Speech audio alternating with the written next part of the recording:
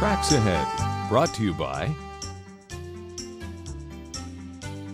the Model Railroad Industry Association, helping hobbyists design and build their own miniature railroad empires, inside or outside, big or small.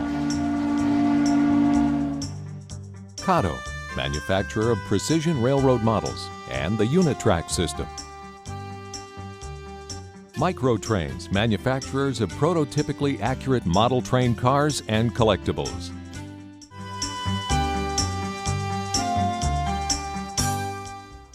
Hi, I'm Spencer Christian. On this episode of Tracks Ahead, we'll visit a model railroad focused on industry. We'll go to a town that welcomes railroad fans, and we'll ride some of the old Boston and Maine Railroad. But first, of all the places we've traveled for Tracks Ahead, none has captured our imagination as much as Cuba. It's well worth the trip to see classic steam in operation. You're seeing something most Americans can only dream of: the trains of Cuba.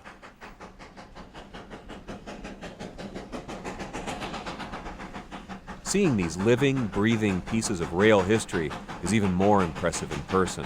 Until recently, that was the stuff of fantasy. Chris Scow runs Trains Unlimited tours. He's got a steady stream of regular clients who count on him for access to the most fabulous trains the world has to offer. They wanted to come to Cuba for years. He even had clients say they'd go if it was illegal. We decided years ago that it's either going to be legal or not at all.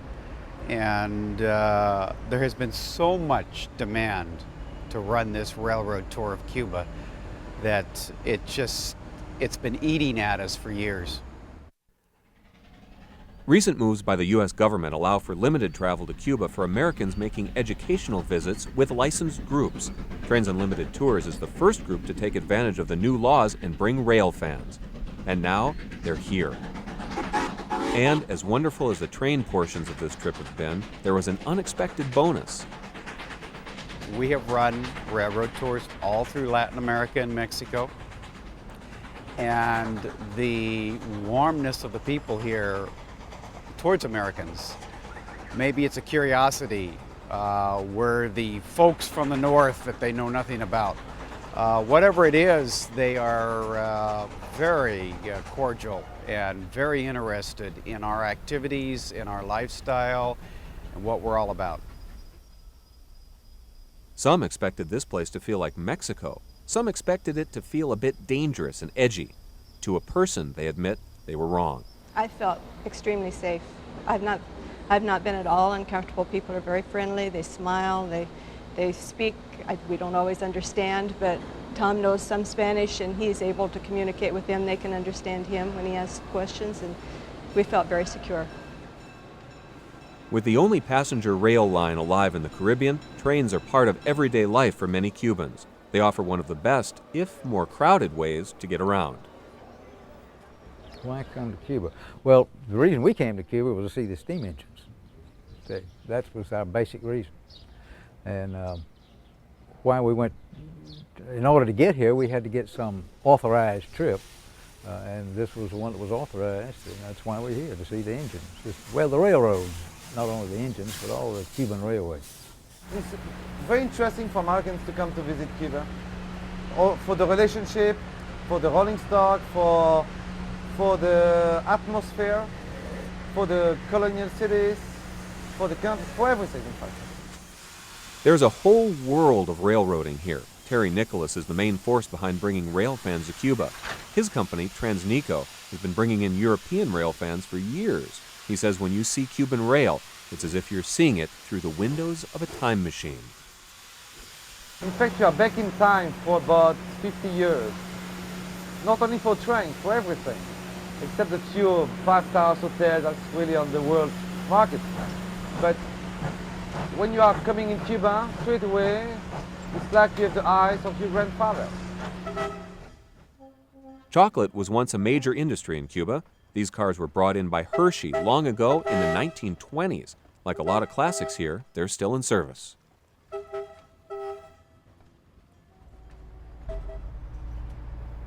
Look around almost anywhere in Cuba, and you'll find a collection of old American cars that would make an enthusiast drool. What's also amazing is the fact that no new parts have come in legally for these cars since the late 1950s. When they break down, and if a new part is needed, the Cubans have to come up with some way to get it running again. Much the same is true for the trains.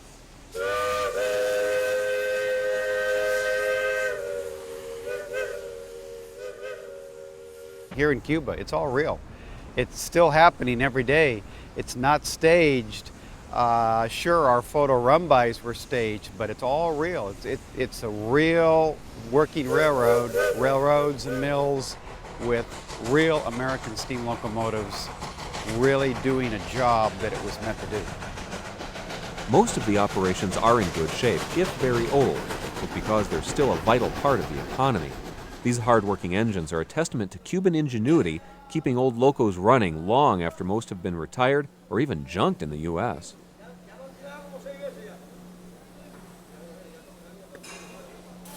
Chris Scow and his team worked it out so travelers on his trips get to see special things normally off-limits to visitors. It is a very rare treat to see these shops outfitted to handle whatever comes up. After all, these are really old trains, and it's not like they can just call a warehouse and order parts. They have to build them. I grew up in the late 40s and 50s, and there was steam there. Some of the locomotives didn't look an awful lot unlike what we're seeing here. And they've been forced to use these locomotives continuously, well beyond their normal life expectancy. And it's very interesting to see how well they have done in maintaining and keeping those locomotives operating. Unlike most of the rest of the tourist world, Cuba has not been bowled over by growth and homogenized. What I enjoy, I think, the most is the colonial architecture. We've stopped at a few towns for maybe 30 or 40 minutes, and it's been extremely interesting to me. The trains here are rare. Chris Scow says he and his partners have been talking with the Cuban government about the possibility of a museum. And indeed, they are thinking seriously about it. They see the tourism and the value of these steam locomotives, which are unique now in the entire world. And they say, hey, this is a good thing we have. When you come here, you see it pretty much the way it's been for a long time. It's true with the gorgeous old architecture as well as the trains. They're not just models and not tourist sort of attraction. They're actually working steam at these sugar mills and cane fields, and they really give you them the feeling of a true working steam operation. That makes all the difference in the world. I mean, rail fans, my clients, my hardcore rail fan clients, they are after real operations. Even to a very wide extent, the real operations in South America have now ceased except for just a few remote lines. And here in Cuba, it's all real. No one knows how long this kind of railroading will last in Cuba.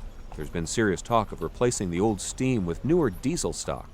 On this tour, we have seen several sugar mills that were even listed by the Cuban government this year, 2001, as being in full steam with nothing but steam locomotives. We have found that they've already been dieselized.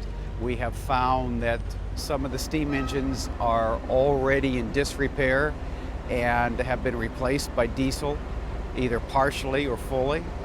It is happening very fast. Now, when I say very fast, the scope of the Cuban sugar mills are so vast. There's nothing like it in the world as far as the number of mills. This is going to take several years for the steam to be replaced by diesel, but indeed it's happening. And while this place has that locked-in-time feel, things are changing, politically and socially. Many think it's only a matter of time until Cuba is, again, truly open to Americans.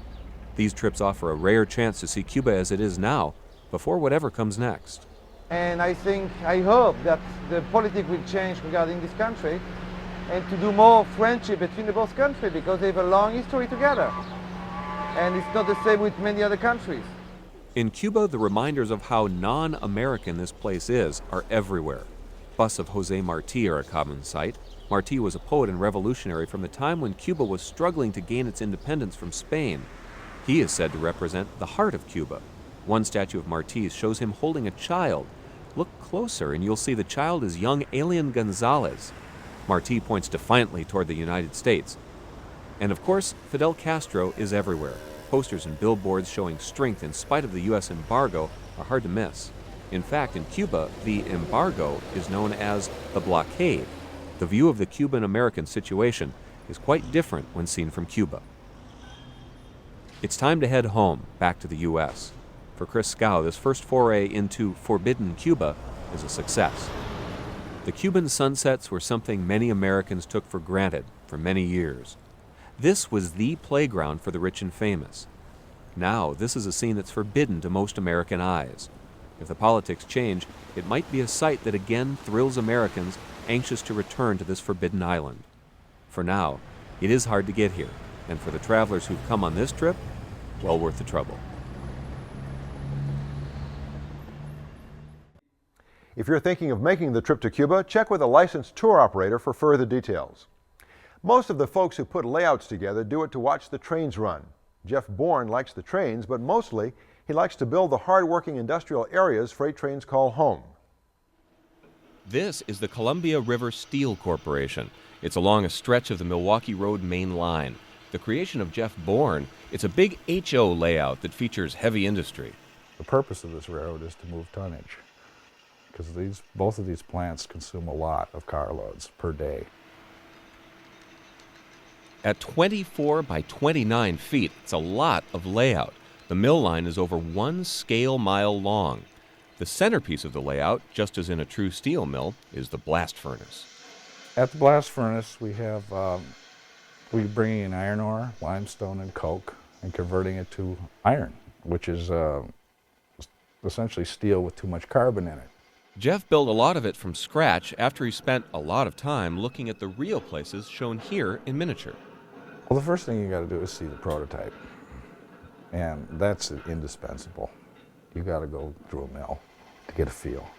And I've been to at least through 6 steel mills. It's the building that's magic for Jeff Bourne, not running the trains. Knowing that things like this blast furnace were brought to life with his hands. Research is part of it. Getting the stuff to, understanding the processes, what each piece of equipment does, and actually building it. Just a lot of fun to build. It's a creative process. 22 cars of limestone, 25 cars of coke, and a whopping 92 cars of iron ore pound through every 24 hours. The raw materials you're looking at are the real thing. Jeff uses actual coke, iron ore, and limestone. After all, if you want it to look authentic, real is real. The iron ore I got up in Hibbing from the old Hull Rust mine. Limestone I got a guy out in Ohio. Coke I picked up off the tracks and crushed up in Duluth. That's pretty much the raw materials. This isn't a place to admire the trees or pretend you're in a picturesque small town. Jeff has designed and built a tough, hard-working piece of America. Most people, they got their mountains, you know.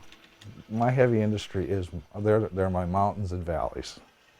So that's kind of how I've told people why I do this. It's different. You know, everybody's got mountains and rivers and logging and all that. I'm not interested in that. Like all layouts, this one isn't finished. Whatever the future holds for the Columbia River Steel Corporation, you just know it's going to be mostly involving hard work and heavy equipment.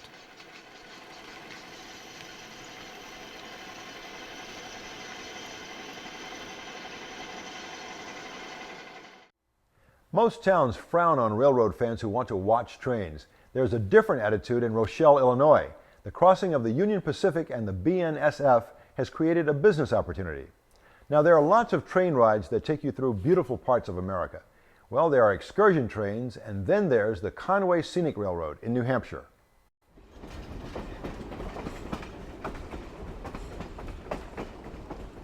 Some of the prettiest scenery in the eastern United States can be found in New Hampshire.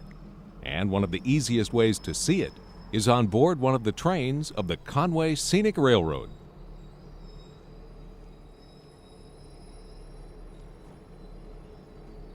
The Conway Scenic Railroad is located in the heart of North Conway Village, New Hampshire. It's a village surrounded by the 780,000-acre White Mountain National Forest. It's just an hour and a half from Portsmouth, 2.5 hours by car from Boston. These great trains offer 3 wonderful trips. The trains leave from the historic North Conway Station. The station was built more than 125 years ago, when steamboats and stagecoach were the preferred methods of transportation to reach the North Country. It's a Victorian-style station, built in 1874, in what was then a prestigious summer resort. Well, the station is a beautiful station that was a Muscovite-inspired station. It has twin towers and a big clock tower in the center, and is really the showpiece of North Conway Village. It's a tremendous landmark, and also the property is beautiful in that it is the way it was in the early 1900s, with an operating turntable, 85 feet in diameter, and we use the engine house the way it was when steam engines were operating. In fact, we have our steam engine number 7470 in stall 1 getting ready to come out for a day's use. One of the unique features of the building are the 2 oak staircases, one in the gift shop to this tower upstairs on that end, and one to the business office. And they were meticulously stripped with toothbrushes and stripper to get them back to their original finish. They're quite unique, irreplaceable. The trains roll through beautiful bluffs and steep ravines. The panoramic mountain vistas are breathtaking. You can take a quick family trip or a day-long railfan excursion. You'll be pulled through history by either historic steam or electric diesel. And let me tell you, these are trips that can be taken in style. The comfortable coach seating is not your only option. Check out the spacious first-class seating aboard the beautifully restored Gertrude Emma Pullman Parlor Observation Car. The Pullman Parlor car, the Gertrude Emma, was purchased, came to the railroad in about 1985 and was fully restored. It was built originally in 1898, so it is over 102 years old. We operated on our Valley train, and what we've done is we've kept it restored the way it is. It has a lot of the original mahogany inlaid interior in it. We have a nice carpeted interior and wicker chairs. So the way that car is used now is for a nice relaxing ride, sort of the way the car was used originally when it operated between Chicago and New York on the Pennsylvania Limited. And people would sit in the parlor together, have a drink or two, and then of course they had their staterooms to spend the night. The staterooms are no longer a part of the car. They were taken out of the car many, many years ago. But it gives you that feel of an old-time train and what railroading was really like in the heyday of the passenger railroad excursion trains. The car originally had a bedroom where every small window was, and each was done in a different wood. There was rosewood, oak wood, and each room had a name, and then there was a common area to the rear of the car where the observation platform is. The car, over several restorations and upgrades, has been brought to where it is today. You can also relive the golden days of railroad dining as you travel aboard an elegant dining car. The dining car Chicora was a relic in 1992, and we decided to totally gut that car, refurbish it, and turn it into a full-service dining car. If you're going to travel, you might as well travel in style. And if you're going to travel in style, what better place to do it than in beautiful New Hampshire?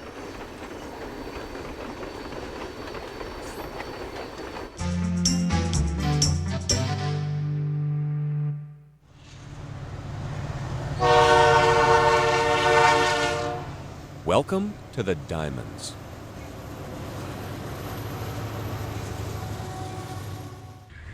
The name diamonds comes from the way the tracks cross each other to form steel rail diamonds. More than 100 of these monsters pound through this little piece of Rochelle, Illinois each day. And the best part, if you're a rail fan, is that you have a special place to catch all the action. Well, the idea really come from the rail fans because they were coming here already. They were creating a traffic problem. They were parking all around the railroad tracks and causing a problem getting in and out of people's driveways. And so the concept was, wait a minute, Rochelle should be a host. If these people were coming anyway, they've been coming for years, we had an obligation to provide some type of facility with washrooms, handicap accessible, place where the kids could play safely, a safe facility. Obviously, that's great news for folks who come from near and far to check out the trains. On any given day, you're going to see all kinds. You never know what to expect. We've seen a single train go by that was primarily coal, that sort of thing, heading eastbound. We're hoping to get some good pictures today with brought our camera with. You can see a lot of trains here go through during the day where any other place, you know, they wouldn't be going through as fast as many. So that's interesting to see. It's something that, you know, young and old can enjoy and kids can enjoy, and also it should be a learning experience for everybody that comes in contact with the trains. Sometimes we have 120 trains a day through here, all varieties, coal trains, cargo trains, container trains, trailer trains, and tank trains, and just a little bit of everything you wanted to see.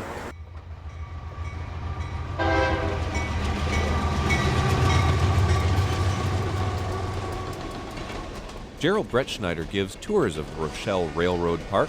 He says it's a unique spot, the kind of place anyone who loves trains should spend more time. Well, it's one of the newest railroad parks, other than the one out on the East Coast, and it's very friendly and conducive to excellent camera picture taking and refreshments and good amenities around. Spots like this one at Rochelle are rare.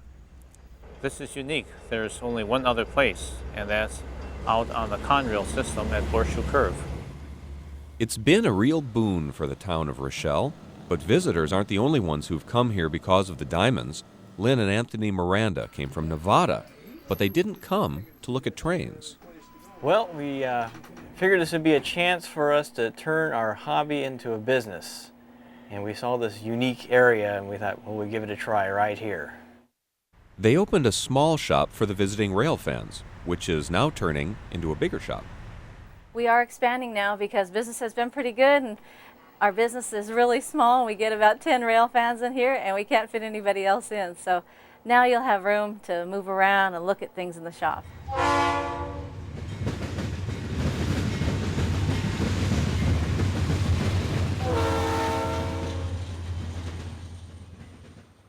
Some towns frown on rail fans. Some think the avid videotaping and picture taking clogs things up. Some towns actually discourage rail fans from settling in and enjoying the trains. Everyone here agrees Rochelle is a kind of safe harbor. This place is really unique. It has a nice overhead hang here and nice pavilion, restrooms, and parking lot, and they really make the day really enjoyable here. Really unique place.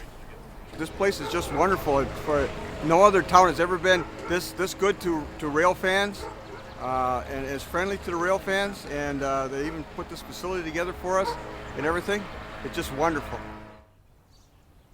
It's the town that embraced rail fans, and in turn, it's the town that has become the place to spend some time just enjoying these hard-working machines in a spot that makes you feel welcome and at home.